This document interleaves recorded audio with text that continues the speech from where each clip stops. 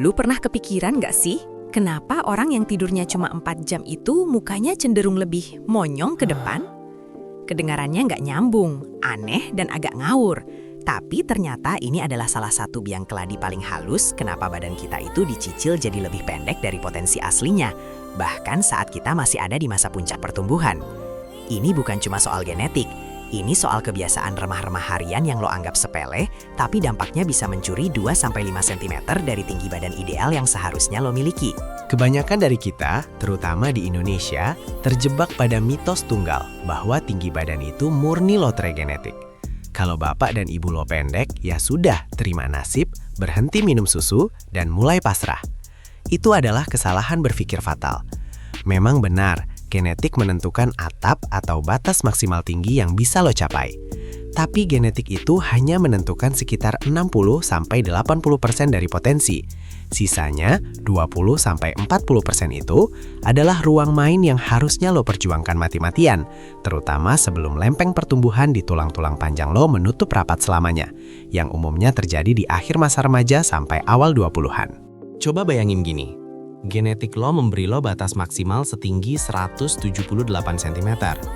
Tapi karena lo tiap hari melakukan 5 kebiasaan receh ini, lo cuma nyampe di 173 cm. 5 cm hilang begitu saja. Bukan karena takdir, tapi karena kelalaian harian lo. 5 cm itu, di dunia nyata, adalah perbedaan antara lolos tes masuk akademi militer, diterima kerja di perusahaan tertentu, atau cuma sekadar bisa melihat lebih jelas di konser musik tanpa harus jinjit. Itu adalah perbedaan yang signifikan secara psikologis dan sosial. Jadi, ini bukan cuma soal estetika semata. Ini soal memaksimalkan modal hidup yang sudah diberikan Tuhan. Yang sayangnya, sering kita buang dengan 5 kebiasaan yang akan kita bedah tuntas hari ini.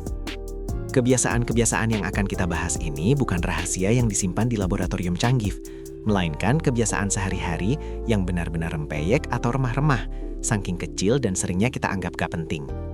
Kita akan bongkar habis 5 musuh tinggi badan ini, mulai dari jam tidur yang berantakan, cara lo duduk di depan layar, sampai kebiasaan makan yang mengacaukan fondasi tulang lo. Siap-siap, karena setelah ini, lo gak akan bisa lagi menyalahkan sepenuhnya genetik lo. Semua ini tentang kendali, tentang bagaimana lo mengelola 20% potensi tinggi badan yang selama ini lo sia-siakan. Mari kita telusuri satu persatu, dan kita mulai dari kebiasaan yang paling gak disadari tapi paling vital, pengorbanan jam malam. Bab 1. Sabotase tidur, ketika HGA mencari pintu keluar. Musuh pertama dan yang paling mematikan dalam konteks pertumbuhan adalah sabotase tidur.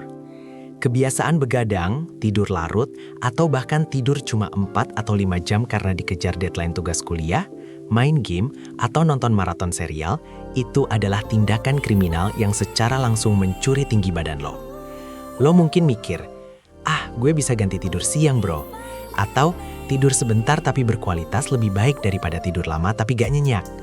Itu ada benarnya, tapi dalam konteks pertumbuhan, lo benar-benar sedang melewatkan momen emas yang gak bisa diulang. Mari kita analogikan tubuh lo itu adalah sebuah pabrik konstruksi yang kerjanya non-stop. Di siang hari, pabrik ini sibuk dengan produksi umum, energi, pergerakan, kognisi, dan memperbaiki kerusakan minor. Tapi, ada satu tim spesialis yang kerjanya cuma di malam hari, saat semua lampu dimatikan dan gangguan minimal. Tim spesialis itu adalah growth hormone atau HGH. Kapan mandor HGH ini mulai kerja? Itu adalah kuncinya. Sekitar 70% sampai 80% dari total pelepasan HGH harian lo terjadi dalam pulsa besar, khususnya selama lo memasuki fase tidur paling dalam, yang dikenal sebagai tidur NREM tahap 3. Fase ini umumnya dicapai 60-90 menit setelah lo tertidur, dan puncaknya terjadi di paruh pertama malam, biasanya antara pukul 10 malam sampai 2 dini hari. Ini adalah jendela emas pertumbuhan. Kalau lo baru mulai tidur jam 12 malam, lo sudah kehilangan 2 jam potensi pelepasan HGH maksimal. Ironisnya, sabotase tidur ini diperparah oleh kebiasaan yang membuat lo gak bisa tidur, yaitu paparan cahaya biru dari gadget lo. Cahaya biru yang dipancarkan oleh layar ini secara efektif menekan produksi melatonin, hormon yang memberi sinyal ke otak kalau sudah waktunya tidur. Ini adalah harga mahal dari begadang yang sering kali kita bayar dengan sentimeter tinggi yang hilang. Sekarang kita beralih ke musuh remeh-temeh kedua yang sangat sering lo lakukan dan secara fisik mengurangi tinggi lo adalah postur tubuh yang buruk, atau dalam bahasa gaulnya, the gravity trap.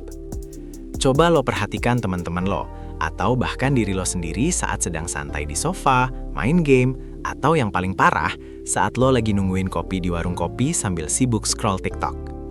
Posturnya hampir pasti sama. Bahu membungkuk ke depan, punggung atas melengkung, dan kepala lo menjorok jauh ke depan, seolah-olah leher lo ditarik oleh magnet ke layar smartphone. Ini adalah postur leher nunduk, dan ini adalah salah satu perusak tinggi badan yang paling gampang terlihat. Mari kita pakai analogi warung kopi lagi. Bayangkan tulang belakang lo itu tumpukan koin yang tersusun rapi dari leher sampai ke pinggang. Tinggi badan lo adalah total panjang tumpukan koin itu. Dalam posisi tegak yang ideal, koin-koin itu saling menopang beban secara merata. Tapi begitu lo membungkuk dan menundukkan kepala ke depan, susunan koin lo jadi miring dan bengkok. Apa yang terjadi? Pertama, kompresi diskus. Di antara setiap tulang belakang lo, ada bantalan elastis seperti gel yang disebut diskus intervertebralis. Ketika lo membungkuk, berat badan lo menekan diskus ini secara tidak merata. Diskus lo kehilangan hidrasi dan terkompresi. Ketika diskus terkompresi, secara fisik tumpukan koin lo jadi lebih pendek. Efeknya bisa mengurangi tinggi lo sebanyak 1-2 cm. Kabar baiknya, bagian ini, tinggi fungsional, adalah yang paling mudah lo kembalikan. Dengan memperbaiki postur, memperkuat otot inti, dan melakukan peregangan yang tepat, lo bisa merehidrasi diskus lo dan menegakkan kembali tulang belakang lo. Memperbaiki postur lo bukan hanya membuat lo terlihat lebih tinggi, tapi juga membuat lo lebih tinggi secara fisik. Sekarang kita masuk ke musuh remeh-temeh ketiga yang menyerang fondasi fisik lo. Pola makan warung kopi yang berlebihan. Ini bukan cuma soal nggak makan sayur. Ini soal aktif mengonsumsi zat-zat yang secara kimiawi menghambat pertumbuhan tulang lo. Kita sebut ini perang nutrisi. Bayangkan lo sedang membangun sebuah gedung pencakar langit, yaitu tubuh lo. Bahan bangunan utama tulang lo adalah kalsium, magnesium, dan vitamin D. Kalau bahan bangunan lo dicuri di tengah jalan, gedung lo gak akan pernah bisa mencapai puncak yang dirancang. Dua biang keladi utama dari kebiasaan remah-remah di sini adalah gula olahan berlebihan. Tapi yang lebih parah, gula olahan berlebihan ini memicu kondisi yang kita sebut peradangan kronis tingkat rendah. Ketika ada peradangan di tubuh lo, ini adalah sinyal darurat. Tubuh lo mengalihkan energi dan sumber daya untuk melawan peradangan, bukannya untuk tumbuh. Kedua, jebakan fosfat dan soda.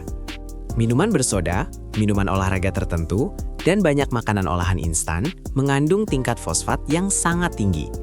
Kenapa fosfat ini berbahaya? Ini ada kaitannya dengan ilmu biokimia sederhana. Kalsium adalah raja, dan fosfat adalah pesaingnya dalam jumlah.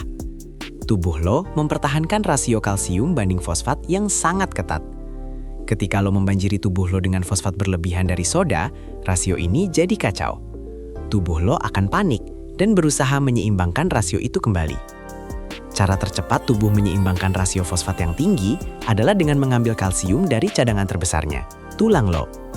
Ini adalah kebiasaan remah-remah yang paling jahat. Lo nggak cuma nggak memberi kalsium yang cukup, tapi lo aktif memaksa tubuh lo untuk mengambil kalsium yang sudah ada di tulang lo. Proses yang dikenal sebagai resorpsi tulang. Musuh remeh-temeh keempat adalah yang paling nggak kelihatan dan paling sering diremehkan. Stres kronis dan bencana kortisol. Padahal, stres yang berkepanjangan selama masa pertumbuhan adalah pembunuh senyap bagi hormon-hormon yang mendorong lo untuk tumbuh tinggi. Kita kembali ke analogi pabrik konstruksi kita. Tapi kali ini kita perkenalkan lagi si satpam galak, yaitu hormon kortisol. Kortisol adalah hormon yang dikeluarkan oleh kelenjar adrenal lo sebagai respons terhadap stres. Ketika lo mengalami stres, tubuh lo otomatis masuk ke mode lari atau bertarung. Secara evolusioner, ini masuk akal. Kalau lo sedang dikejar singa, tubuh lo nggak perlu memikirkan pertumbuhan tulang atau rambut. Tugas kortisol adalah memastikan pengalihan sumber daya ini berjalan lancar. Apa yang dilakukan kortisol yang tinggi secara kronis? Pertama, dia memblokir HGH dan IGF-1. Kortisol yang tinggi secara konsisten menekan pelepasan hormon pertumbuhan dan menghambat produksi insulin-like growth factor 1 di hati. IGF-1 ini adalah utusan yang membawa pesan HGH ke lempeng pertumbuhan tulang untuk memberi sinyal agar sel-sel tulang membelah dan memanjang. Kalau kortisol tinggi, sinyal HGH dan IGF-1 ini diblokir. Kedua, kortisol merusak kepadatan tulang. Kortisol yang berlebihan juga mempengaruhi sel-sel yang bertanggung jawab atas pembentukan tulang dan yang bertanggung jawab atas pemecahan tulang lama. Kortisol meningkatkan aktivitas pemecahan tulang, yang berarti tulang lo lebih cepat kehilangan massa daripada membangunnya. Ketiga, stres mengganggu tidur. Kortisol yang tinggi di malam hari adalah anomali, karena kortisol seharusnya rendah saat malam. Ketika stres tinggi, kortisol tetap tinggi, membuat tidur lo gelisah dan terfragmentasi. Musuh remeh-temeh kelima yang tak kalah penting, yang sering kali jadi kebiasaan utama generasi sekarang, adalah gaya hidup statis dan budaya rebahan yang berlebihan. Ini adalah masalah ketika lo gak memberikan sinyal fisik yang cukup kepada tulang lo agar mau tumbuh. Kita bicara tentang Wolff's Law dan tulang yang malas. Hukum ini mengatakan bahwa tulang di dalam tubuh yang sehat akan beradaptasi dengan beban yang ditempatkan di atasnya. Kalau lo memberi beban pada tulang lo akan menjadi lebih kuat dan padat untuk menahan beban tersebut. Ini adalah mekanisme adaptasi. Nah, dalam konteks pertumbuhan, ini artinya lempeng pertumbuhan lo butuh sinyal kejut untuk diaktifkan agar sel-selnya membelah dan memanjang. Ketika lo menjalani gaya hidup rebahan, duduk sepanjang hari, pulang sekolah atau kerja langsung rebahan, main game di kursi malas, atau sekedar jalan kaki santai, lo nggak memberikan stres atau load yang cukup pada tulang panjang lo untuk memberi sinyal pertumbuhan. Tulang lo jadi malas karena nggak ada permintaan untuk tumbuh atau menguat. Lalu, aktivitas fisik seperti apa yang penting? Yang paling efektif adalah aktivitas yang melibatkan dampak vertikal. Ini adalah kebiasaan remah-remah yang harus lo ubah. Mengganti rebahan dengan gerakan yang memberi beban singkat dan padat pada tulang lo. Contohnya, 1. Melompat. Olahraga seperti lompat tali, basket, atau voli.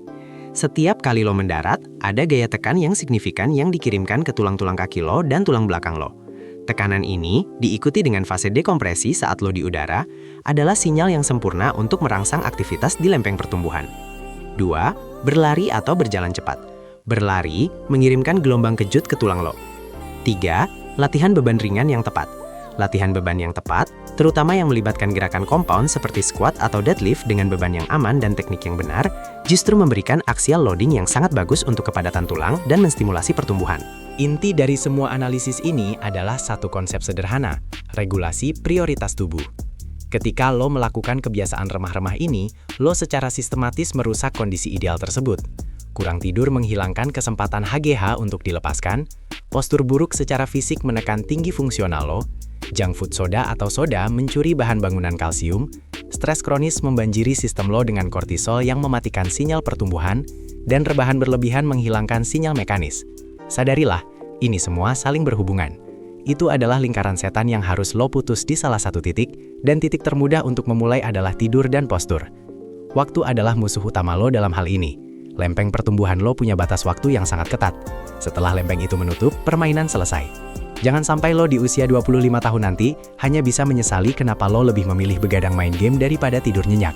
Padahal lo cuma butuh 2 cm lagi untuk mencapai tinggi badan ideal lo.